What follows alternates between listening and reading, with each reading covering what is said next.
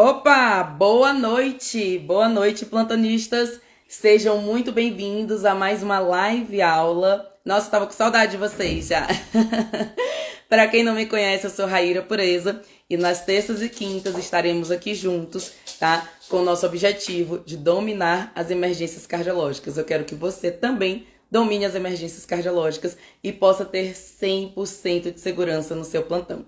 E hoje a gente tem uma live muito especial, que é com o Dr. Felipe, do Eco, tá? Descomplicando o ecocardiograma. E a gente vai conversar sobre eco hoje, tá? Mas não se preocupe, a gente não vai falar de eco para o ecocardiografista. Não, a gente vai falar de eco para o médico generalista, o médico que faz emergência, o médico que faz UTI, tá? Como que o eco pode ajudar? Vou trazer várias imagens aqui. Então a gente vai responder as principais perguntas nisso. E claro, também o eco na cardiologia intensiva, né? Puxando um pouquinho para o meu lado. Olha aí, Felipe já está aqui com a gente. Boa noite, seja bem-vindo. E já vamos começando. Gente, quem é médico, já pega esse aviãozinho aqui e encaminha essa aula para outro colega médico, tá? Porque a gente vai trazer muitas informações importantíssimas para a prática clínica de todos vocês. Só para você, compartilha com um colega médico. Tamizinha está entrando aí, boa noite, bem-vinda. E vamos... Opa, já deu certo aqui. Oi, Felipe. E aí, Reda, tudo bem? Boa noite. Boa Tudo noite, bem? pessoal. Boa noite, seja bem-vindo. Primeiramente, muito obrigada por aceitar o convite. Vou subir aqui um pouquinho para aparecerem nossas imagens ali. É, Por nada, que é isso. Um prazer enorme estar aqui. Prazer é todo Show de meu. bola. Felipe, eu queria que primeiramente você se apresentasse um pouco aí para a galera, para quem não te conhece, o que você faz, de onde surgiu o seu Insta e tudo mais. Conta aí um pouquinho sobre você. A história é meio longa, tá? Acho que não vou gastar muito tempo de vocês, não. Mas, bom, eu sou Felipe, né? Eu sou daqui de Salvador, moro aqui em Salvador hoje. Mas eu fiz minha formação aqui em São Paulo. Eu terminei a faculdade aqui, fui para São Paulo, fiz clínica médica, fiz cardio, fiz eco. Ainda passei mais um ano lá em São Paulo tentando fazer doutorado ainda e tudo mais, trabalhando, só que aí veio a pandemia, com a pandemia o projeto de doutorado desandou, e aí eu recebi uma proposta de trabalho, voltei para cá, e eu comecei o Eco Descomplicado quando eu estava no finzinho da residência de Eco, então já vai fazer aí, tem mais de 2 anos já, nessa brincadeira, e a ideia era justamente porque eu sentia que muitas vezes eu, eu, eu achava o eco muito útil nos meus plantões. Eu trabalhei por 2 anos como assistente lá no pronto-socorro do INCOR também. E eu sentia que eu usava o eco muito no meu plantão e as pessoas às vezes não entendiam, quando conversavam comigo, meio que não valorizavam tanto, né, não davam tanta atenção assim. E eu ficava assim, pô, mas aí vamos começar a falar, vamos tentar explicar melhor como é que funciona o eco, ver se as pessoas conseguem aprender um pouco melhor a cardiografia, conseguem conversar comigo, né? Começam a entender a maneira como eu penso, e aí isso foi desandando, e hoje pô, criou uma baita comunidade ali aqui no Instagram. Tem também o YouTube, eu tenho uma quantidade de vídeos pequena no YouTube, eu gosto, sempre fico tentando voltar para lá, mas o tempo a falta de tempo tem me impedido. Aí, como aqui o Instagram, a gente acaba tendo um perfil um formato de conteúdo um pouco mais rápido, eu consigo ali na correria do dia a dia parar e fazer alguma coisa. Então, por isso que o Instagram acabou que foi ficando, e hoje, pô, tem uma galera super ativa, a gente vai conversando, trocando ideia. Acho que é basicamente isso aí. E vira e mexe, eu recebo esses convites aí ilustres para poder a gente conversar um pouquinho e, de repente, ajudar a difundir um pouco mais o método também, né? E você tem algum curso no Eco? Se eu quiser fazer um curso seu, como é que eu faço? Rapaz, infelizmente ainda não tem curso disponível não, tá? Mas, Isso é um rapaz, projeto tem antigo, que isso é sair esse uma... curso. Rapaz, sinceramente, eu adoraria dizer a você que já está rolando, mas infelizmente ainda não. Eu estou me organizando, estou no processo de elaboração aí disso, mas a vida continua, né? Então eu vou tocando isso meio em paralelo, a coisa vai indo devagar. De repente até o final do ano aí a gente pode ter alguma novidade, mas infelizmente por enquanto eu vou ter que dizer que espere. Pois estamos aí na expectativa, viu? Eu e toda a Que sua bom, audiência. fico sempre feliz de ouvir essas coisas, sinal de que realmente as pessoas gostam de ouvir o que eu tenho para falar, né? Sim, nossa, você é muito didático, e seus vídeos são muito bons, você aponta direitinho e tudo, é tudo que o aluno quer, né? Saber, não é aquela aula que tá um slide, você não sabe nem onde que tá rolando, não. Você coloca a setinha, aponta, não tem como não aprender. Bom, pelo menos a gente tenta, né? Às vezes a gente não consegue, mas a gente tenta. Está conseguindo. Bom, eu vou me apresentar também para Me conta mais um pouquinho de você aí, vamos lá. sua audiência que não me conheça. Eu sou Raíra Pureza, eu sou do Piauí, mas vim fazer residência aqui. Então, sou nordestina também, mas vim fazer residência aqui em São Paulo e estou por aqui por enquanto. Então, eu fiz clínica na Unicamp, fiz cardio no Dante, cardio intensiva, e hoje eu trabalho, né, tanto um pouquinho no Dante como também no UTI Cardio, sou diarista lá, que é do grupo iMed, essa UTI Cardio que eu faço. Uhum. O meu Instagram ele vai completar um ano, é nenenzinho ainda, mas eu trago assuntos em emergências cardiológicas, que eu percebi que as pessoas têm muitas dúvidas em emergências cardiológicas e às vezes deixam de fazer algo que seria muito benéfico para o paciente porque não tiveram essa vivência, não tiveram contato com isso. Como, por exemplo, uma cardioversão elétrica, que para a gente é uma coisa simples, gostosa de fazer, mas, tipo, várias pessoas nunca fizeram e tem medo e tudo. E é uma medida salvadora, né, gente, de um ataque à arritmia Sim. instável. Então, esse é o propósito aí, a ideia do Instagram, que é Domínio Emergências Cardiológicas, né? Eu tenho um curso que é uma mentoria, só que as vagas são abertas de tempos em tempos. Então agora está fechado, estou com Uhum. a turma de mentorando agora, de mentorandos Legal. agora. Pois bem, vamos lá. Vamos Vamos lá, começar. vamos lá. Nossa, eu recebi várias perguntas, estou aqui com várias dúvidas, e no dia de hoje, que eu até te falei mais cedo, né, recebi várias em cardio intensivo que me deixou muito Sim, feliz, sim. porque algumas são minhas dúvidas também. Então vamos lá, deixa eu ver. Vamos começar com algo mais básico, que eu até consigo responder aqui um pouquinho também, mas tu vai me corrigindo aí se eu falar alguma Vamos lá, besteira. vai arranhando aí que é bom. É assim que a gente aprende. Boa! Só antes de começar, a galerinha, para vocês terem um melhor aproveitamento, caneta e papel na mão para anotar, porque a gente vai trazer informações muito valiosas aqui. E também compartilhem essa live com um colega de vocês, que aí vocês vão conversando, depois vão comentar sobre a live, então também vai trazer um maior aproveitamento para vocês. E hoje o meu passador está funcionando. Eu vou aparecer menos para aparecer mais a tela aqui. Vamos falar primeiro das principais janelas no Eco. Para quem está assistindo, gente, a gente vai aqui do básico ao avançado nessa live. Então, tem perguntas que são mais simples, tem perguntas intermediárias e perguntas mais avançadas, em cardio intensivo e tudo mais. Então, fica aí que sua pergunta vai ser respondida ou vai mandando também aqui durante a live que a gente vai tentar responder o máximo possível. Bom, primeiramente, falar um pouquinho das principais janelas do ecocardio, né? A gente tem a janela para external eixo longo. Essa janela você coloca o probe entre o segundo e quarto espaço, né? Geralmente eu vou mais para baixo ali, nunca dá no segundo para mim, viu? Eu costumo brincar, quase sempre o iniciante, ele fica achando que vai encontrar o coração aqui em cima no tórax, né? Ele olha para o externo, ele mira o meio do externo e acha que vai encontrar o coração logo do lado. Na verdade, eu costumo dizer o seguinte, cara, você tem que procurar o coração repousando sobre o diafragma. Olha para o seu paciente, imagine o diafragma passando e o coração vai estar em cima dele. Então, geralmente ele vai estar no terço inferior do externo, não na parte mais do centro do externo, né? Que a galera leva o para-external ao pé da letra, né? Que é colocar do lado, literalmente do lado, no meio do externo. E aí isso acaba sendo uma fonte de dificuldade para encontrar, de fato, o coração quando você está começando. Mas aí a dica é mais essa. Na verdade, ele está mais ali para o quinto espaço intercostal, né? Entre o quarto e o quinto espaço intercostal, onde geralmente você encontra a janela para-external. Tanto a longitudinal como a eixo curto também, a gente geralmente começa por ali, né? Boa, e era um pouco uma frustração para mim, que sempre eu ia ler entre o segundo, quarto, quinto, e eu nesse segundo eu nunca encontro, eu vou logo lá para baixo.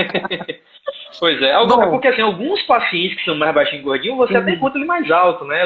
Os mais brevilhinhos. Mas a regra é mais para baixo mesmo. boa, então eu tô indo no rumo aí. Tá indo certo, tá indo certo. O caminho tá certo. Boa. Então, não dá para a gente representar muito aqui onde ficaria no paciente, né? Mas, assim, vou colocar o desenhozinho do paciente, mas é ali, quarto espaço mais ou menos intercostal, apontando o indexinho para o ombro direito, né? Então, começa apontando para o ombro direito, e Isso. aí a gente consegue. Essa imagem aqui está um pouco longe, mas é só para exemplificar um pouquinho, né? Dá para ver várias estruturas, dá para ver uma visão geral, né, do eco nessa primeira imagem. Uhum. Então você já vê ali Sim. o tamanho do VE, a gente consegue ver deixa eu ver se eu consigo apontar, o átrio esquerdo, o ventrículo esquerdo, via de saída, né, a aorta e aqui o VD. Então, você já tem uma visão geral, se tiver algum derramezinho aqui, a gente já consegue ver alguma coisa, aqui é a imagem mesmo, tá, gente?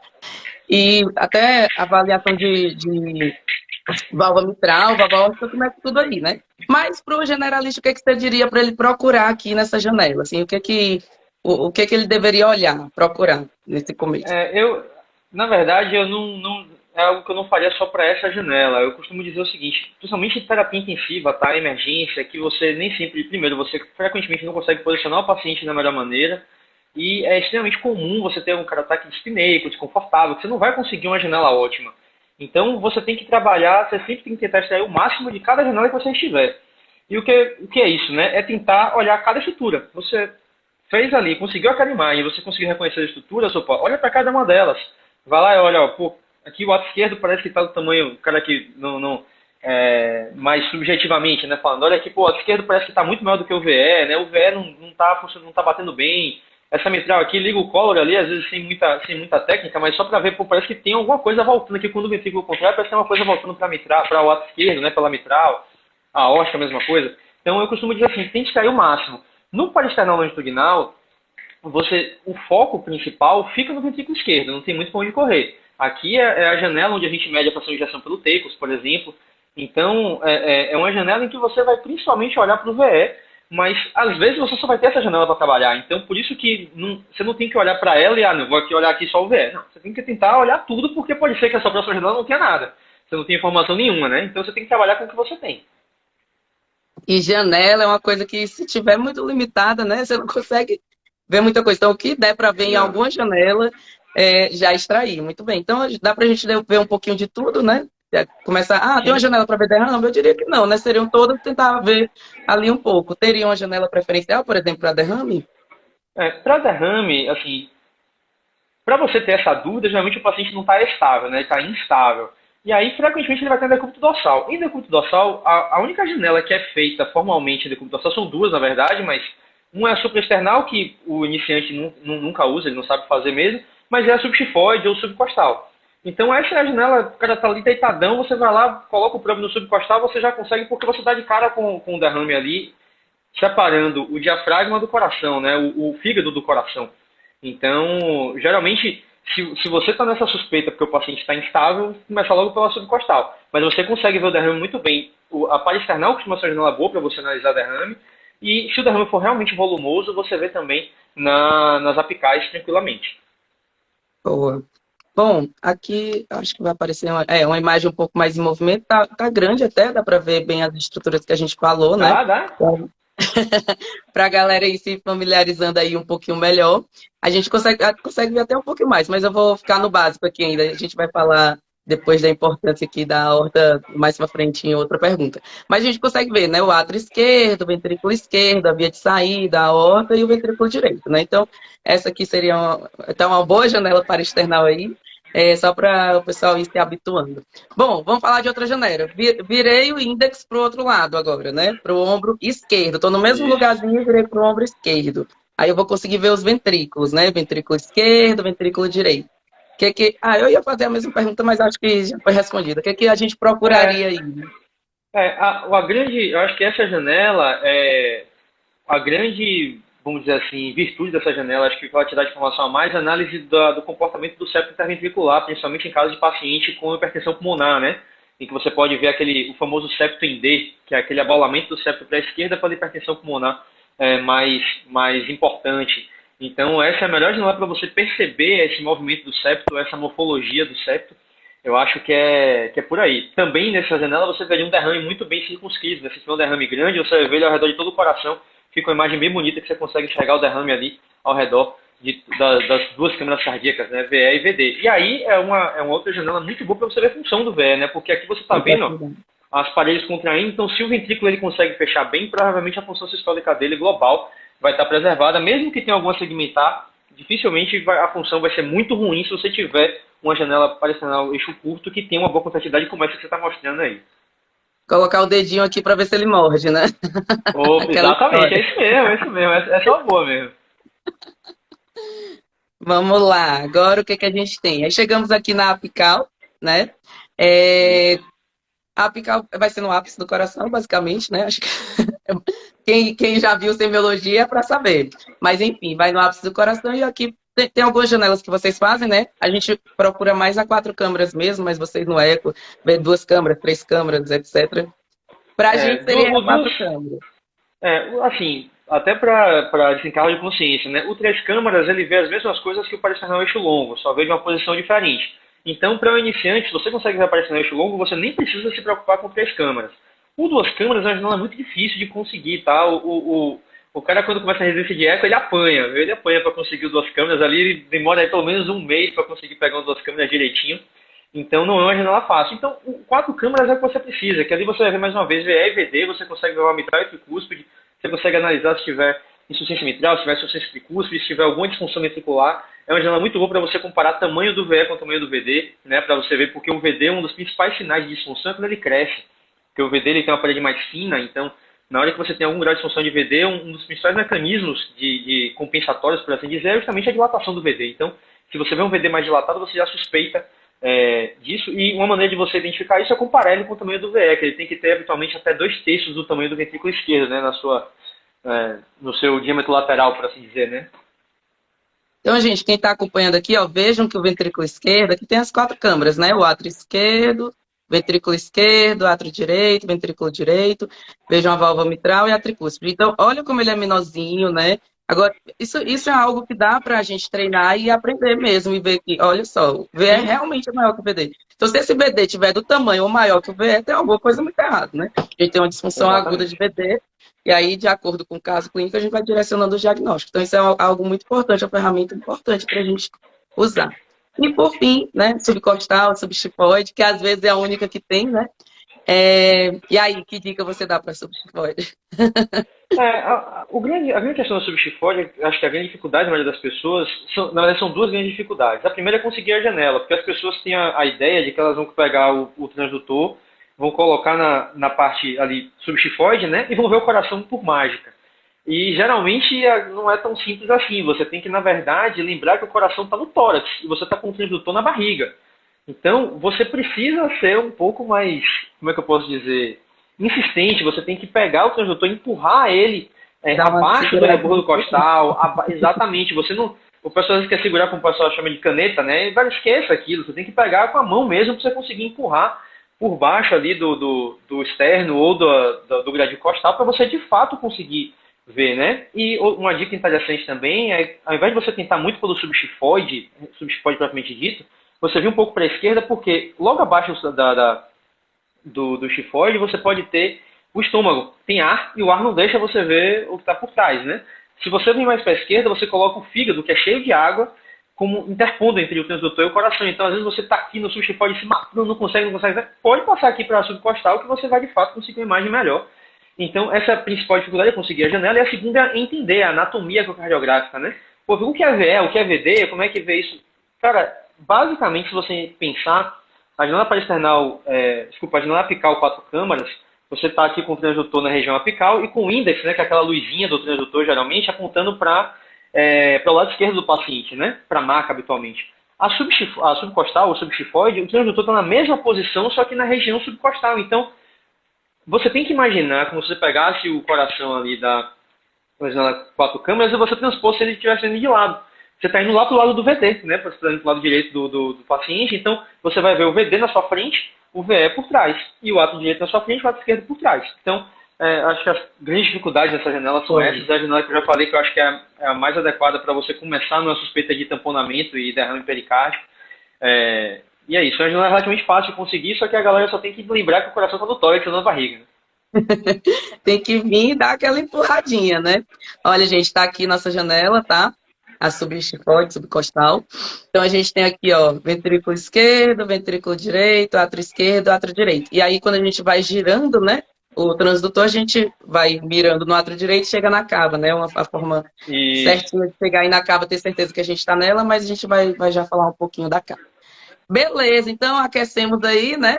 Falamos um pouquinho de janelas, e aí vamos discutir um pouquinho aqui o papel, que foi uma das perguntas, né? Que a próxima, sim, a próxima pergunta, o papel do eco na terapia intensiva. Eu vou te falar a minha visão aqui de carga intensiva, aí você sim, fala a sua de carga intensiva e eco, né? Que você atuou, não sei se ainda atua na carga intensiva, mas vamos lá. Diga, você ainda atua na carga intensiva? Atuou? Não, atuo. Ah, Eu sou da equipe de uma UTI cardíaca aqui. Eu fui diarista da UTI do Hospital hum, Ananelli aqui em Salvador por um ano e 3 meses, quando eu voltei, mais ou menos um ano e 3, um ano e 4 meses.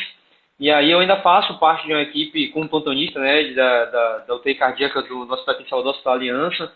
E eu trabalhei 2 anos no PS5, então, assim, eu me sinto bem confortável para falar, porque eu acho que é difícil ter um plantão onde eu não pegue no aparelho, né? Eu acho que a coisa mas mais rara rapaz, do mundo é eu ter um plantão em que eu não use o aparelho. Então, eu vou deixar você falar aí, mas eu sou muito suspeito para responder isso na sequência. boa. Bom, falando um pouco da terapia intensiva, né? Acho que dois grandes papéis aí seriam a ajuda que ele dá para a gente no manejo volêmico do paciente. Não estou dizendo que cava túrgida é igual a hipervolemia, pelo Uhum, contrário, né? A gente tem várias situações em que a cava vai ter tá túrgida e a gente não tem situação de hipervolemia, pelo contrário. Mas ajuda muito, né? Não só o eco, como o POCUS também. Quem é aluno meu da mentoria já tira de letra, porque eu sempre trago nas nossas simulações realísticas. Então, te ajuda muito no manejo volêmico, né, do paciente e também, muito importante, o diagnóstico diferencial de choque, que aí não só na terapia intensiva, eu trago muito também para cardio intensiva. Então, às vezes a gente está com o paciente ali em pós-operatório de cirurgia cardíaca e você quer ver se tem algo a mais, né, ver se tem algum outro componente para o choque do paciente. Até na semana passada a gente teve um paciente que fez uma cirurgia de revasc, era para com fração de ação prévia preservada, então a gente esperava que fosse evoluir bem, mas é um paciente que evoluiu em choque vasoplégico, né? Ele tinha um componente ali hipovolêmico, mas correu atrás de volume, resolveu essa parte e ficou em vasoplegia, que inclusive passou do tempo de vasoplegia da SEC, né, da circulação extracorpórea, já do pico de 6 a 12 horas da SEC, continuou em vasoplegia e depois teve uma cobertura ampla para infecção, né? Então, como o uhum, choque vasoplégico saiu da SEC ali, agora tem um componente infeccioso como causa dessa vasoplegia, porque não dá mais para culpar a SEC ali no segundo dia de pós-operatório. uhum. E aí a gente ficou, poxa, mas esse paciente tá com a saturação venosa central baixa e tudo, não sai do choque, será que é só um componente vasoplégico mesmo? E a gente foi ver, né, passar o eco e viu que tinha um componente cardiogênico também. O paciente tinha tido uma queda muito importante na fração de ejeção, ficou como não ficou relacionada à oclusão de enxerto, foi mesmo, né, o desbalanço entre proteção e agressão ao miocárdio, né, a própria proteção miocárdica. E aí esse paciente teve indicação, assim, que a gente viu que tinha uma nova disfunção, teve uma indicação, inclusive, de balão intraórtico e tudo, que era o que estava faltando para fazer por esse paciente, né? Sim. Estava com toda a cobertura de antimicrobiano, já estava com os vasopressores, as medidas para vasoplegia, e a gente ficou perguntando, poxa, será que não tem algo mais que dê para a gente fazer? Vamos ver um eco aqui novo dele. E foi onde a gente descobriu que tinha um componente cardiogênico também, e ele teve a indicação do balão intraórtico. Então, assim, não tem nem como falar, né, da importância, assim, do eco. Assim como você fala, pô, eu sempre estou com a mão no ultrassom e tudo, eu também, porque lá, desde a Unicamp, sempre a gente é muito acostumada a fazer focos e tudo, na cardio, no Dante, a gente também continuou, pude aprender um pouco de eco. Então, assim, realmente é surreal de importante, tanto para avaliação volêmica, como para diagnóstico diferencial de choque, né, como esse exemplo que eu dei na cardio intensiva. Na Diga lá. terapia intensiva geral, assim, eu acho que o principal é manejo hemodinâmico. Isso aí não tenha dúvida, diagnóstico etiológico de choque, como você falou, avaliação de volemia. O eco tem trabalho mostrando como uma boa ferramenta para predizer falha ou sucesso de extubação, por exemplo, né, guiar a expansão volêmica. Então, eu acho que na terapia intensiva geral, eu acho que é basicamente isso mesmo. É dar uma olhada ali na função do VE, ver se o paciente tem disfunção, se não tem, ver se tem qual é o componente do choque, dar o diagnóstico etiológico do choque, né? Eventualmente, se você diagnostica um TEP, um infarto, algo do tipo. Na terapia intensiva cardiológica, se for nesse ponto aí, meu amigo, você não tem como você não ter. Os diagnósticos diferenciais eles são diversos, dissecção de aorta, tamponamento cardíaco. Eu já usei eco para poder passar marca-passo, já usei, uso semana passada, inclusive. Balão intraórtico, já chequei posicionamento de balão intraórtico, o raio-x não tinha ali na hora, pô, tinha uma coisa errada com o balão, botei no supraesternal e consegui ver ali a ponta do posicionar o balão intraórtico. Enfim, na terapia intensiva cardiológica você dá para usar o eco em praticamente todo dia você arranja um motivo para poder usar, não tenha dúvida. Então, assim, para mim, poucas ferramentas são mais poucas ferramentas são mais importantes ou mais impactantes na condução do paciente, como é o cardiograma na terapia intensiva do paciente cardiológico, né? Com certeza. Ainda mais, por exemplo, o paciente com síndrome coronariana aguda, principalmente síndrome coronariana com supra, né? Principalmente aquele supra que chegou evoluído, que não foi reperfundido. Esse é o paciente que tem maior chance de evoluir com choque cardiogênico por disfunção de VE mesmo, ou com complicações mecânicas Complicação mecânica. pós-infarto, né? Então, o ecocardiograma é ferramenta fundamental aí para o diagnóstico, né? É rápido, o quanto antes é prático, é acessível e é o que vai dar ali a confirmação, né, da complicação mecânica pós-infarto, que vai mudar toda a conduta, com certeza.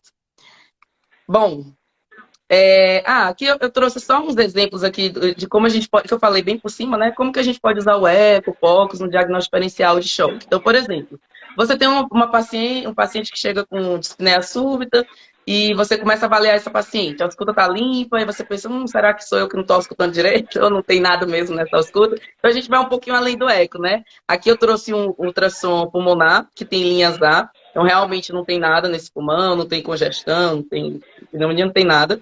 Uma cava bem túrgida, né? E aqui é aquilo que você falou, poxa, vamos avaliar, né, o VE, o VD. Isso aqui dá pra gente avaliar, dá pra gente aprender, ó, galerinha, presta atenção. Veja que desse lado aqui a gente tem o VE e aqui a gente tem o VD. Poxa, mas o VD tá maior que o VE. Pois é, tá errado, né? Era pro VE ser maior que o VD. Então a gente tem uma disfunção de VD. O seu paciente chegou com essa clínica, chegou em insuficiência respiratória. Pulmão limpo, você começa a ficar desconfiado, né? Tem uma cava túrgida dessa, um VD super aumentado, pô, você vai pensar em TEP para esse paciente. Então, né, juntando informações clínicas com um POCUS, um eco beira-leite, você chega num diagnóstico muito mais rápido. E muitas vezes esses pacientes aqui, eles não têm condição de transporte, por exemplo, para a gente fazer um anjo TC, né, e fazer o protocolo TEP realmente. E é uma das coisas que até está na diretriz europeia, que diante de um paciente que você, com alta suspeita de TEP, você faz um POCUS, tem uma disfunção de VD importante, porque dá até para ver o trombo, né? Se for um ecocardiografista, o trombo estiver ali mais aproximado, né, na artéria Não, pulmonar. isso é sorte. Né? O cardiografista tem que ser sortudo. Isso aí não tem talento certo. Isso é sorte. Tem que estar bem ali, né? Bem proximalzinho. Mas sim, não precisa a gente ver o trombo, não precisa. Um VD desse, gente, disfuncionante enorme. Paciente com disnea súbita, alta chance de TEP, então você vai, inclusive, trombolizar esse paciente. Ele está hipotenso, não tem, está instável, não tem condição de transporte, né? É até permitido, digamos assim, trombolizar, já que ele não tem condições de transporte para uma anjo TC, né, de tórax, protocolo TEP. Então, uma das formas que a gente muda 100% a conduta do paciente, né? Um outro exemplo, isso aqui você vai falar um pouquinho depois pra gente, né? Que é o tamponamento cardíaco, que é um diagnóstico difícil de ser feito só clinicamente, né? Quem ficar esperando por urgência jugular, abafamento de bulha, não vai fazer diagnóstico. Só quem tiver realmente tamponado, quase parando.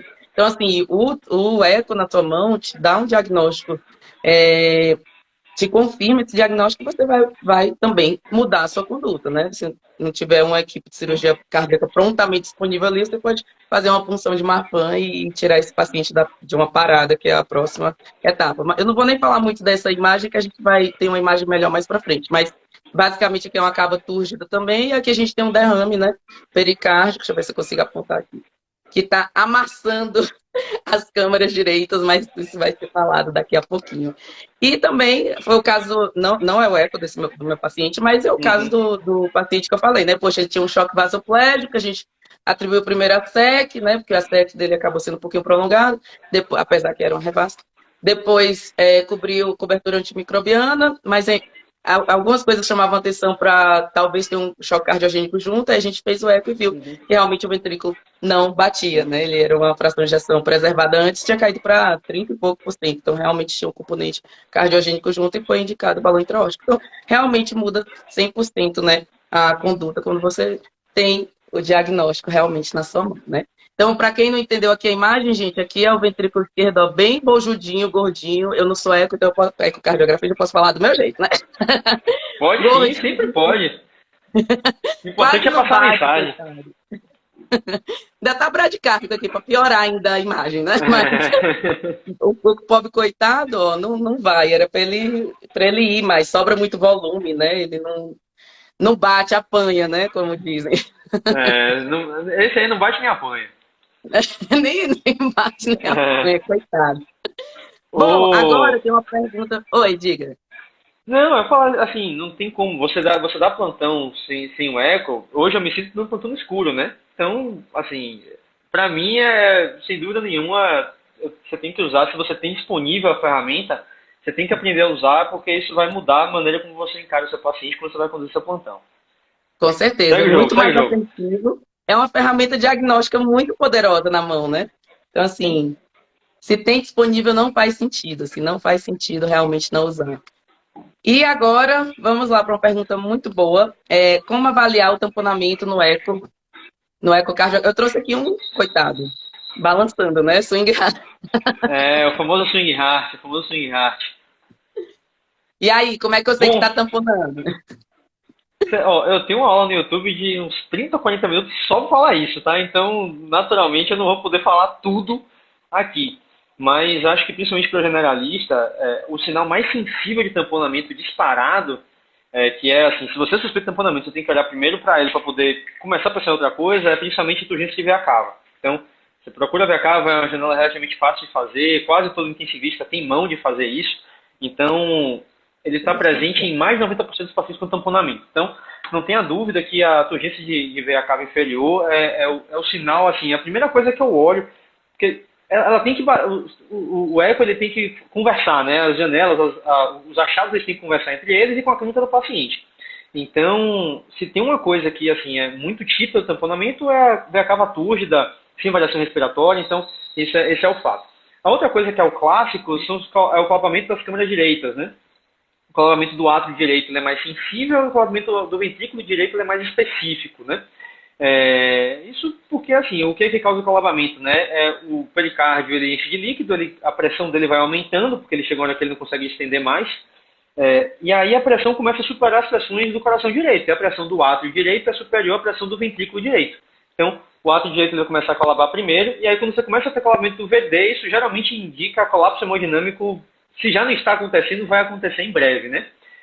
Tem outros achados que aí são mais do ecocardiografista, mais do especialista, só para não deixar de citar, você tem o deslocamento do septo para a direita e para a esquerda com a respiração, você tem variação respiratória dos fluxos tricúspide mitral, você pode pegar a variação do VTI com a respiração do VTI aórtico, né, da via de saída, que nada mais é do que o pulso paradoxal visto com o eco, por exemplo, mas eu diria que para o intensivista generalista ou cardiologista que seja, principalmente ver veia cava e conseguir enxergar ali com o alongamento das câmeras direitas, eu acho que é o principal. Boa, então aqui, ó, gente, ó, veia cava túrgida, tá? E aqui as câmaras direitas, né, ó, o átrio direito, veja que ele dá uma amassadinha aqui, ó, não era para ele ir para fora e não É, para dentro. E aqui o VD também tá dando uma empurradinha.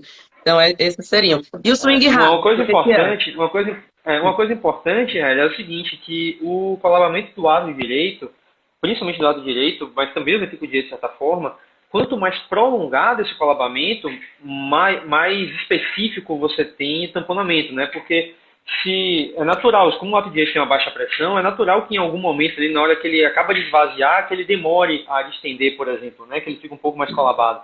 Mas a partir do momento que ele começa a ficar colabado por um tempo muito prolongado na diástole, né, na sístole ventricular, você sabe, enfim, a probabilidade daquele seu tamponamento cardíaco, de fato, ela aumenta, né? E o swing heart, você perguntou, nada mais é do que o coração baiano ali, né? Como o coração tem vida própria, por assim dizer, porque ele vai contraindo, né? Então, ele vai, boiando ali dentro do líquido do saco pericárdico, ele vai indo de um lado para o outro, né? É um sinal, geralmente, que está acompanhado de outros comemorativos de tamponamento cardíaco, né? Sim. Boa, deixa eu ver aqui qual é a próxima dúvida, que é um outro pobre coração. Eu fico assim, eu passando mal só de olhar essas imagens, porque imagina isso aqui. Só você não. Imagine quem fez o exame. Então, a pessoa deve ter tido também, o coração dele balançou um pouquinho também, não. Porque, meu Deus do céu, esse paciente. Você praticamente Né? pede para alguém separar a agulha enquanto você termina. Eu estou terminando aqui o exame, vai pegando a agulha aí, pelo amor de Deus. Exatamente. Deixa eu ver aqui a próxima. Ah, essa é boa, hein? No paraesternal eixo Ah, sim. longo, às vezes a gente vê um derrame ali. Aí que eu até falei pro pessoal, ó, essa estruturazinha aqui vai ser falada mais pra frente. Essas aqui, gente, são as perguntas que são da caixinha de pergunta de ontem e de hoje. Então, por isso que a gente conseguiu montar o slide aqui. E aí, eu tenho aqui o coração, tem um derrame, eu não sei o que é o quê, se é derrame pleural, se é derrame pericárdico, como é que eu diferencio? Assim, lembrar que quando você vai fazer essa janela parasternal longitudinal, né, a gente vai estar aqui com o transdutor aqui na região parasternal, e lembra que você está apontando o transdutor para baixo, né? Inevitavelmente você está vendo o coração, mas por trás do coração você vai ter o pulmão. Então, o que aparece por trás do coração, né, no paciente sem derrame vai ser pulmão, né, via de regra. Então, quando aparece um líquido ali, aquilo ali pode ser derrame pleural, naturalmente. E a dica que eu dou, assim, pode ser derrame pleural, mas pode ser derrame pericárdico, né? Porque se estiver ali próximo do coração, pode ser derrame pericárdico. Então, como diferenciar, né? É só você lembrar que a aorta descendente, que é essa bolinha que você mostrou muito bem aí, ela está passando ali atrás, e a aorta descendente, ela é extrapericárdica, né? O comecinho da aorta ascendente ela é intrapericárdica, mas a aorta descendente ela é extrapericárdica. Ali já deu a volta na crosta da aorta e já desceu. Então, o que tiver, se o derrame for pericárdico, ele vai ter que estar para frente da aorta, porque a aorta está passando fora do pericárdio, e o pericárdio tem que estar para dentro, né? Então, entre a aorta e o coração vai ser o derrame pericárdico. E aí, se tiver para baixo da aorta, como também o pulmão está além da aorta, né? A aorta passa entre o coração e o pulmão, então aí se está para baixo da aorta vai ser um derrame pleural. Então, eu acho que quando você entende isso, fica muito mais fácil de você se lembrar o que é um do que você decorar, né? Mas, basicamente, o que diferencia é a aorta. Está para cima da aorta é pericárdio, para baixo da aorta é pleural. Boa, eu até procurei uma imagem que eu fiz, mas não encontrei. Depois eu vou postar nos stories aí, que é mostrando isso. O Boa. paciente 2, na verdade. E aqui, gente, para quem não está localizado, ó, aqui é o coração, tá? O átrio esquerdo, o ventrículo esquerdo, aquela janela parasternal que a gente já viu, para ali aparecer a aorta e mais para cima o VD, né? Só que está cortadinho aqui para poder a gente focar Sim. no quê? Nos derrames, né? Então, como o Felipe falou, tá aqui a aorta, ó, da aorta para cima, esse pretinho aqui, derrame pericárdico, e da aorta para baixo, ó, é o derrame pleural, certo? Então, essa dica é muito legal. Eu gosto bastante dela, inclusive. Bom, eu acho que a gente pode falar rapidamente da veia cava, a gente já até falou um pouco, né? Para a gente chegar logo nas dúvidas da carga intensiva, que eu acho que a veia cava é mais dia a dia do Sim. pessoal, né? Mas para a galerinha que está vendo aí, gente, tem uma grande diferença, né? Entre essa veia cava aqui e essa aqui, ó, que ela quase não abre, fininha. Então, basicamente, quando a gente estiver naquela janela subcostal, a gente vai apontando. Você estava segurando aqui para conseguir enxergar o coração, você vai retificando, né? E apontando o índex, Uhum. subindo, eu não sei como explicar, subindo, ficando mais pertinho. Tu me ajuda aí. E aí você vai chegar do átrio direito para veia cava, né? Essa aqui é uma veia cava bem túrgida, a gente vai medir o quê? 1 a 3 centímetros aqui, mais ou menos, da desembocadura do átrio. Eu procuro aqui a hepática, viu? Aí eu tento botar Isso. bem aqui. Tá Que é, certinho? que, é, que é o mais correto, porque um erro comum que eu já vi até gente relativamente experiente cometendo é justamente confundir a veia hepática com veia cava, porque especialmente quando o paciente está muito congesto, a veia hepática fica super dilatada. Aí o cara às vezes na agonia bota o transdutor de qualquer jeito, viu o negócio passando ali, entendendo, opa, é que a veia cava não está tá muito dilatada não. Tá, sei lá, 12, eu falei, não, mas peraí, tem que ver com calma. O ideal é você sempre procurar onde a veia hepática desemboca na veia cava, porque, primeiro, você tem segurança de onde você está medindo, que é a veia cava, de fato, não a veia hepática. E, em segundo lugar, que o local ideal de você medir é imediatamente abaixo da veia hepática. É exatamente como você falou. Então, ali, pegou a veia cava, identificou onde está a veia hepática, ali você vai lá e faz a medida, e aí você está tranquilo de que foi feito da maneira correta. Boa, então que bom. Passei Não, tá nessa, né? certíssimo. Passei nesse E teste. claro que assim, quando você tem os extremos, e a veia cava ela é muito boa para os extremos mesmo, né? Quando você tem situações como essas duas que você mostrou aí, é aí onde ela tem maior valor, porque qualquer coisa no meio do caminho, a veia cava ela é um marcador meia boca de PVC, né? Que é um parâmetro estático. Então, assim, o ideal é você tomar conduta baseada na interpretação de todas as janelas, né? De todas as informações que você adquirir, mas usar a veia cava isoladamente só em situações realmente de caso extremo. Esse cara da esquerda, pelo amor de Deus, dá um copo de água pra ele, né? Não dá pra Coitado. deixar o cara seco desse jeito. É uma linhazinha. E aí uma pergunta aqui mais... como medir, a gente falou, né? Um pouquinho, então, Isso. né? O átrio direito, tá aqui a cava, e a desembocadura aqui da hepática, aí você tem certeza que é a cava mesmo, e a gente vai medir aqui. né? Exatamente. Essa pergunta é boa. O paciente de ventilação mecânica, o que que muda na avaliação da casa? Bom, eu tenho certeza que você deve saber responder até melhor do que eu essa, né? Mas, basicamente, a fisiologia respiratória muda completamente com a ventilação mecânica, né? Você deixa de ter uma ventilação por pressão negativa para uma ventilação por pressão positiva. Porque o que faz a veia cava colabar é a variação da pressão intratorácica com a respiração.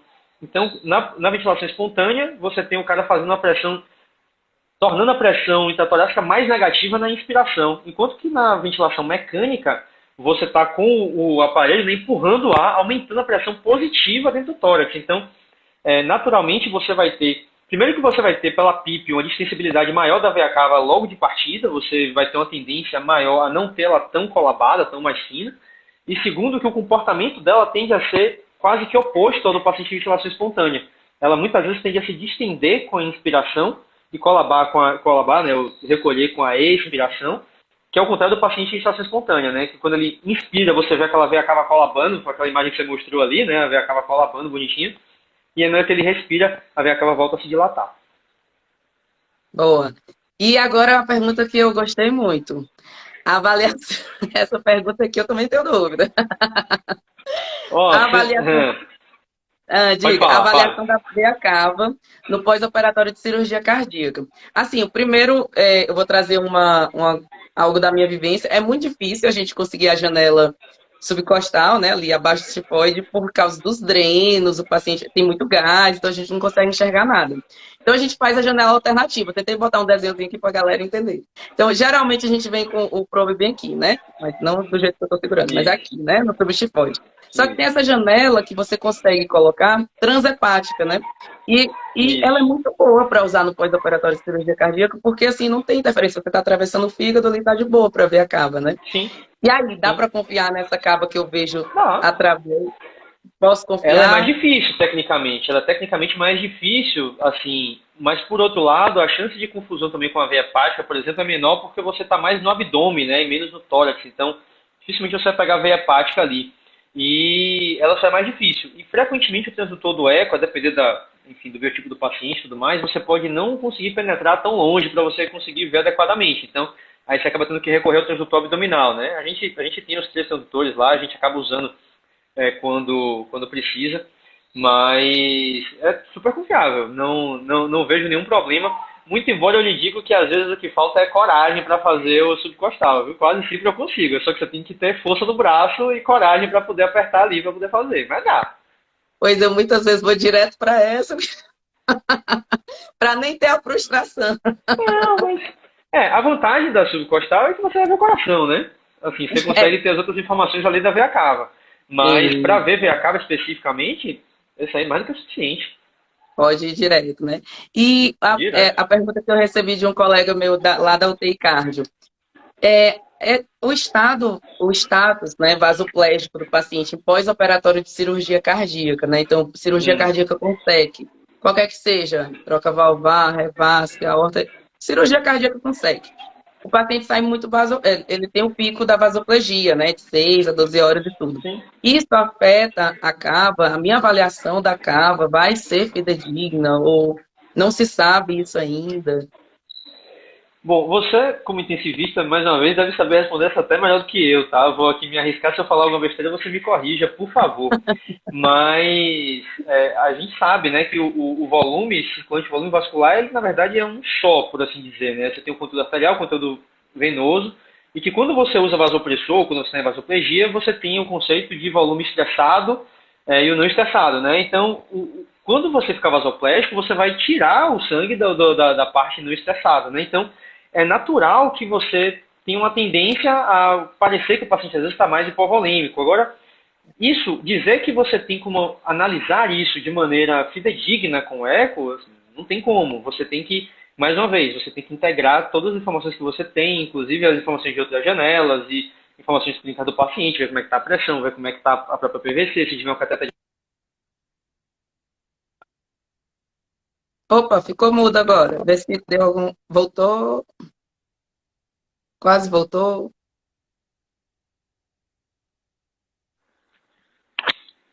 Opa, agora sim. Falhou. Meu fone falhou aqui. Vê se Ver se dá para terminar aí com o microfone do celular mesmo. Então é isso, assim, dizer que você vai conseguir chegar dar um diagnóstico diferente, assim, que você vai conseguir analisar de maneira mais precisa, isso não tem como. Você tem que usar aquilo ali, é mais um parâmetro, é mais, é mais um tijolinho de informação que você tem para conduzir seu paciente. Sim, concordo. A vasoplegia é uma hipovolemia relativa aí, né? Então, é o que a gente vai conseguir avaliar e, bom, acho que é muito útil, assim, não acho que vai ter grandes A diferenças, né? utilidade dele, ele é tão útil quanto, né? Principalmente assim, o, o, o PO de cardíaca que é liso, por assim dizer, ele dificilmente vai lhe dar trabalho, né? O próprio anestesista conduz direitinho, o cara chega assim, euvolêmico, mas o problema são os casos mais graves, o cara que já tem disfunção pré-operatória, o cara que tem disfunção de VD, ou tem hipertensão pulmonar. Esse é o cara que você vai ter muita dificuldade. E aí, qualquer informação que você tem, às vezes, vai lhe ajudar, né? Sim. Então, eu acho que é mais uma informação, de novo, é mais um tijolinho de informação para você para ajudar a conduzir seu paciente. Não tem a menor dúvida, eu acho que é útil, mas ele sozinho não serve para nada. Concordo. Um dos maiores desafios na terapia intensiva é a avaliação volêmica, né? E a gente vai juntando as informações que a gente tem, desde frequência cardíaca, pressão, diurese, né, microcirculação, até avaliação de eco, PVC, ecovolemia. Então, tudo a gente vai juntando, né? Em delta PP, do que você tiver, você vai juntando ali e vai deixar mais fidedigno sua avaliação. Mas concordo 100%, é um tijolinho no todo, né? A gente vai juntando e vai vendo realmente para que lado que está o status volêmico desse paciente, né? Show. Deixa eu ver o que, que a gente tem mais aqui. Isso aqui a gente perguntou. E complicação mecânica, né? Pós-infarto. Bom, só relembrando aqui a galerinha, gente, complicações mecânicas pós-infarto, elas são muito mais frequentes em infartos não reperfundidos. Então, hoje a gente vê bem menos, porque reperfusão precoce está acontecendo cada vez mais. Porém, ainda existem os casos de um supra não reconhecido, paciente que chega, né, com IAM com supra evoluído, qualquer que seja a parede anterior, inferior, por exemplo, pensando aí na IM. E aí, esses pacientes não reperfundidos ou reperfundidos tardiamente, eles têm maior chance de evoluir com complicações mecânicas, que são gravíssimas, têm altíssima mortalidade, variando aí de 50% a 90% de mortalidade.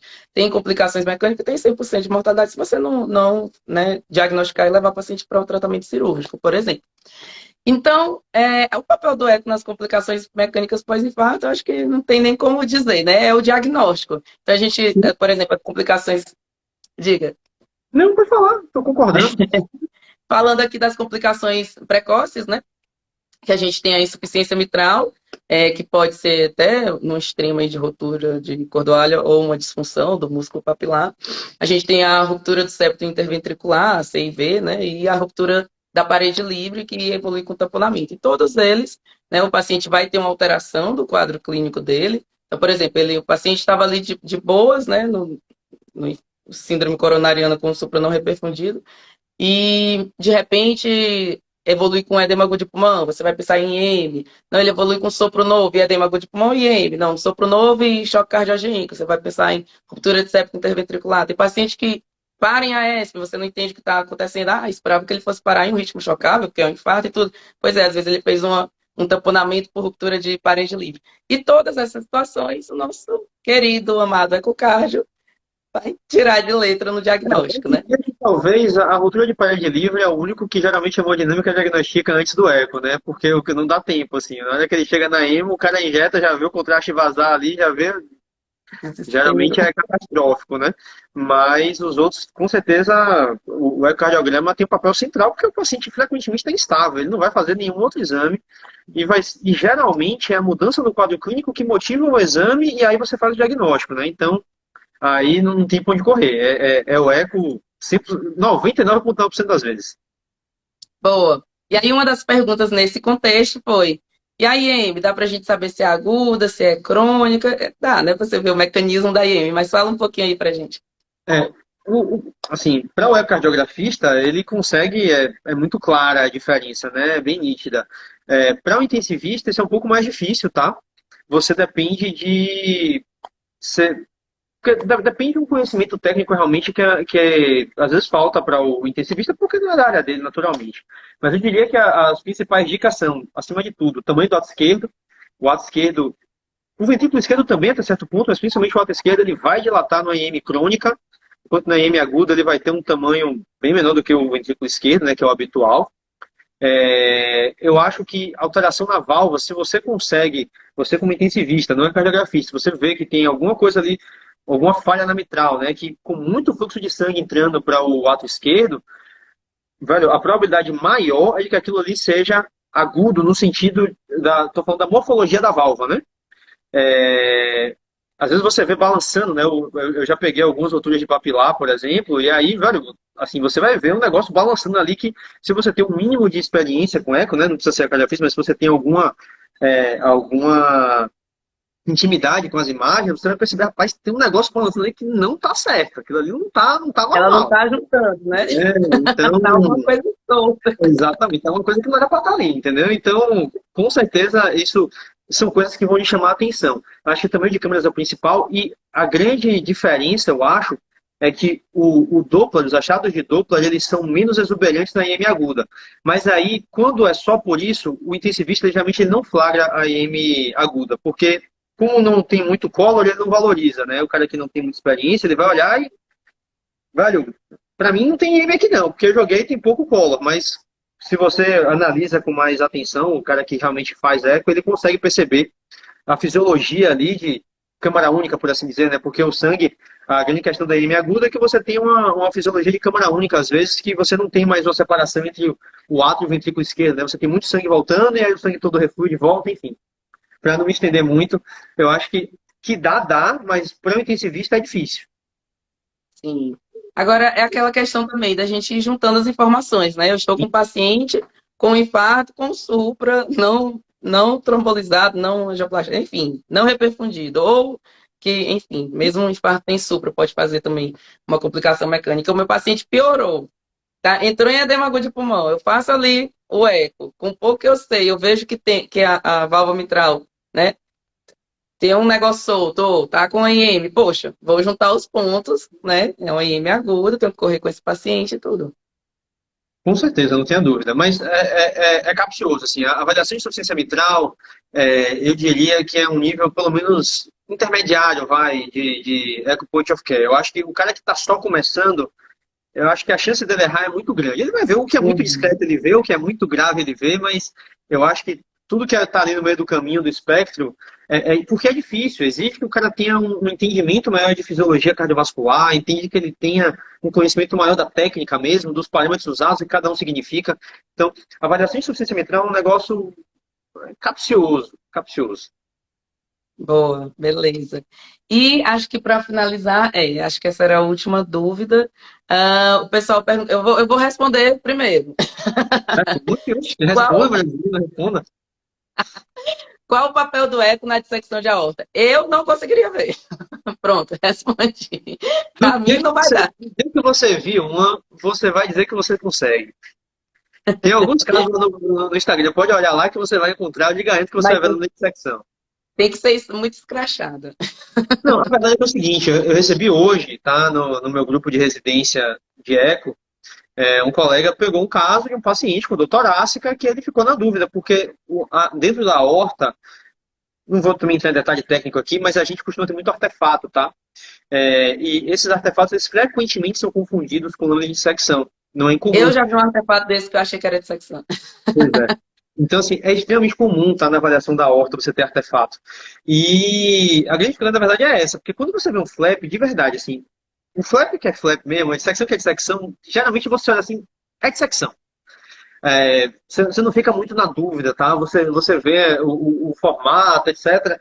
São casos muito pontuais que você vai ficar na dúvida e vai ser dissecção mesmo, né? Então, mas o papel do eco, paciente instável, meu amigo, você não vai tirar do leito para levar para fazer exame nenhum. Tomografia, esqueça. Ressonância é só em livro. Ninguém vai fazer ressonância. Eu até peguei um caso de dissecção de aorta diagnosticada na ressonância, mas é uma paciente de dissecção crônica, que ela não sabia que tinha dissecção de aorta. Então, não vai acontecer, só no livro mesmo. Então, o eco é central. E aí a grande questão é que muitas vezes entra o papel trinosofágico, né? Para a dissecção de aorta, o trinosofágico ele tem uma sensibilidade e especificidade muito superiores ao eco torácico, porque você não tem interposição do pulmão, você não depende de janela, né? Então, você consegue visualizar melhor vários segmentos da aorta, principalmente da aorta descendente torácica, você consegue ver com maior acurácia do que com o ecotransplante torácico. Então, não tenha dúvida de que para o diagnóstico de secção de aorta, você sempre vai começar com o transplante torácico, porque ele está na sua mão ali, você vai tentar fazer. E frequentemente você vai chegar no diagnóstico, tá? Já fiz alguns assim, mas com certeza, na dúvida, no paciente instável de verdade, é o transesofágico. Boa. O que eu tive de alguns casos que vieram como suspeita de síndrome coronariana aguda, às vezes referenciado de outros serviços, já tinham recebido ataque de AS, de clopidogrel, anticoagulação plena, e quando vai fazer o eco, tá lá a dissecção. Eu, ai meu Deus, anjo da guarda forte. É, Mas volta e meia acontece, né? Você vê um diagnóstico de dissecção assim no meio do paciente, que pode acontecer, mas enfim, às vezes que eu vi, eu acho que dava para ter sido um pouquinho mais criterioso na avaliação do paciente. Eu gosto até de falar, gente, se não tem alguma coisa esquisita, essa paciente tinha tido uma parestesia, tinha tido até ficou como um AIT, né? Então ela tinha tido até déficit neurológico que reverteu. Então, assim, mais uma coisinha para, né, abrir aí a atenção para um diagnóstico diferencial, né, de dissecção, apesar que é muito menos comum, mas é sempre um diagnóstico diferencial aí de síndrome coronariana aguda, principalmente quando é um serviço que não tem CAT, a pessoa tem que trombolizar, ela tem que dar uma procurada ativamente, né, um sopro de IAO, ver a simetria de pulso e pressão, etc., para não realmente comer bola, né. Mas algumas vezes eu já tive esse diagnóstico em pacientes em investigação de síndrome coronariana aguda e era dissecção. não, não é raro, Não, não. É extremamente comum. boa. Até E porque deixa eu dá alteração ver. segmentar, né? Inclusive, você vai ter supra, você pode ter supra inferior, você pode ter alteração segmentar inferior, né? Porque secção de aorta muito comumente dá secção também estendendo para a direita, né? Para a coronária direita, então você pode ter alteração segmentar também. Você pode ter derrame pericárdico, e o cara vê o derrame, mas não enxerga a dissecção. Então, eu já vi de tudo nessa vida já. É muito É, florido, né? sim, você pode ter muita coisa, né? Então, você tem que ter um grau de suspeição maior, e aí, para o não especialista, mais do que nunca, você tem que pensar e procurar lá na horta, porque senão você passa batido mesmo. Com certeza. Eu lembro de um paciente que eu estava na clínica, na Unicamp, que chegou com uma dor torácica meio esquisita, aí teve uma síncope, olha só, teve uma síncope o paciente, e era até, não era idoso não, sabe?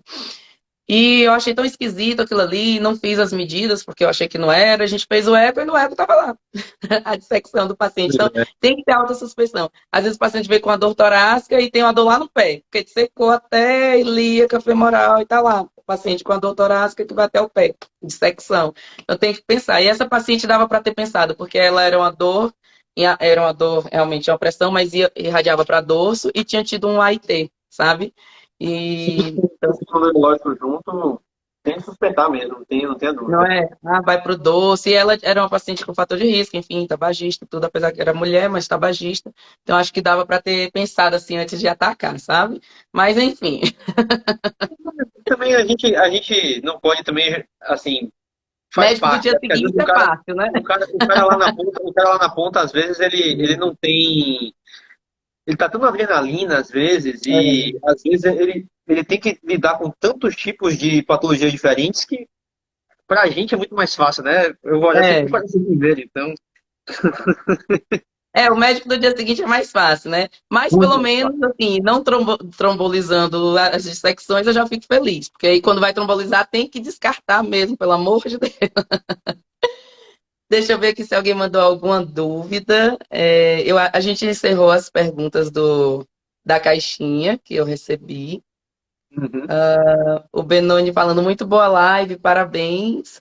Pessoal parabenizando aqui. Deixa eu ver se teve alguma dúvida. Acho que não, viu? Acho que é isso.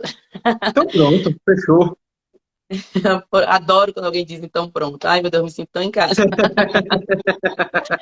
É verdade. Felipe, eu conheci É bom, né? Falar com o nordestino. É, A Raicinha aqui falando parabéns pela live. Raíssa é residente do Eco, ela foi R igual minha na Cardio, né? E é residente de Eco no Dante Pazanese. Eu fiz um estágio de boa. Eco lá um mês E foi lá que eu conheci seu Instagram, inclusive. Aí eu segui muito, acompanhei muito, você é muito didático. Parabéns, viu? Obrigado, obrigado. Fico sempre feliz de ouvir essas coisas, porque, enfim, querendo ou não, a gente fica aqui falando sozinho, né? Falando com o computador, com o celular. Quando alguém me diz que realmente está aprendendo com você, eu já recebi alguns relatos bem bacanas, assim, de gente que mudou a visão do método e tudo mais. Esse tipo de comentário, de feedback positivo mesmo, deixa a gente mais animado, né? A continuar aqui nessa, nessa missão. Boa. E olha, parabéns pela missão também, viu? Porque o Eco é uma ferramenta assim, nossa, mão na roda ali mesmo, beira-leito, totalmente acessível. Então, realmente, muda, né? Diagnóstico muda conduta, né? Então, parabéns Salva, e queria. salva Oi, vidas. Salva como? vidas. Salva vidas, exatamente. Então, queria agradecer muito, muito, muito por você ter aceitado esse convite. Aprendi muito com você hoje. Eu E, que ó, estamos agradeço. aguardando teu curso aí, hein? Quem sabe em breve. Logo, logo aí a gente vai conseguir tirar esse negócio do papel com fé em Deus. É um sonho antigo meu aí, já tem um tempinho que o pessoal pede e tudo. E eu tenho vontade de fazer porque eu acho que eu também vou conseguir ajudar mais pessoas também. Mas, enfim, minha prioridade ainda é a assistência aqui e tudo. Então, na medida que eu for conseguindo tempo, conseguir tirar essas coisas do papel, elas vão acontecendo aí. Boa, boa. Pois estou aqui torcendo e estamos na expectativa. Olha, eu acho que alguém está Ah, querendo Lilian, perguntar aí. Eu acho que eu vi uma. é, Lilian mandou espaço para perguntas, pode perguntar, pode mandar aí. Olha, Qual a você sua está nos dúvida em 45 do Eco? segundo tempo, Lilian. Pergunta aí que a gente dá para encerrar já. Vamos lá. Mas dá tempo ainda, dá tempo. Pode perguntar. O que você manda? Vamos esperar um minutinho para ver se ela manda a pergunta aí. Mas, de qualquer Delaninha. forma, velho, eu. A ideia do curso, assim, as pessoas me pedem, só que eu fico pensando, eu não tenho vontade de fazer mais do mesmo, sabe? De fazer, sei lá, curso preparatório de prova de título, curso preparatório de para terapia intensiva. Eu acho que tem vários cursos que atendem isso, sabe? Eu tenho vontade de fazer uma coisa que seja diferente dos outros, assim, algo que seja mais minha cara. Eu acho que talvez por isso eu não tenha tirado as coisas do papel, mas eu tenho fé que isso vai acontecer em algum momento. Vamos ver a pergunta Vai aqui sim. de Lilian. Opa, Paciente com derrame pericárdico moderado, VA inferior dilatada sem variação respiratória. Claramente sistólico do lado direito, maior variação. Claramente sistólico do lado direito, maior variação trifúncio 35 e mitral 18%. Classificaria como restrição ou sem? Lilian, adoraria saber lhe responder, mas sinceramente não tem como. Né? A verdade é que eu falei isso várias vezes aqui, né? Eu tenho que interpretar vários achados. A variação respiratória, ela costuma caminhar muito de mão. A variação respiratória dos fluxos mitral e tricúspide, ela costuma caminhar muito de mãos dadas com a restrição ao enchimento ventricular. E por mais que o problema é que por mais que a veia cava inferior túrgida seja um sinal muito sensível de tamponamento cardíaco ou de restrição ao enchimento ventricular, como a gente fala no eco, ela não é específica. Então, não sendo específico, eu não tenho como usar isso somente. E o calauamento sistólico do ato direito também é muito pouco específico. Ele é muito sensível. Tudo que é muito sensível, né, quase sempre é pouco específico. Então, provavelmente eu diria que não. Mas eu já vi casos que nem sempre classificam assim, cravando e que você vai para outros parâmetros, outros critérios, você consegue fechar com o tamponamento. Então, difícil de dizer, não tenho como lhe dar uma resposta definitiva, mas juntando o que você me falou aí, considerando que são dois sinais muito sensíveis, menos específicos, muito provavelmente não teria restrição, tá? boa. Acho que é isso. Vamos encerrar por aqui, né? Show de bola. Pois muito obrigada, muito boa noite. Nada, Obrigada Raíra. a todos os O presentes prazer foi todo também. meu. Estamos à disposição aí. Quiser marcar, mas às vezes a gente pode marcar de novo, tá bom? Boa, Um combinado, então. abraço, boa noite. Boa noite. Beijo, tchau, tchau, Tchau, gente. Tchau. tchau.